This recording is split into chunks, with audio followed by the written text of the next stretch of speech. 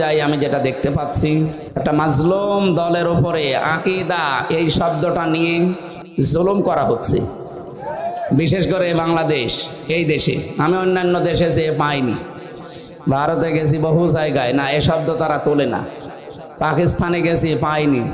বিশ্বের অন্যান্য যত মুসলিম অমুসলিম দেশ আছে অনেকগুলো দেশে আল্লাহ আমাকে নিয়েছে। এই শব্দটা বাংলাদেশে কারা করাচ্ছে, কেন করাচ্ছে আমি জানি না। আপনারা আকীদার প্রশ্ন তোলেন, এই শব্দ নিয়ে মানুষকে ভুলভাল বুঝিয়ে এদের উপর একটা জুলুম করছে। আকীদা যদি এদের খারাপ হবে, এদের নিবন্ধন বাতিল হয়ে গেল কোন কারণে?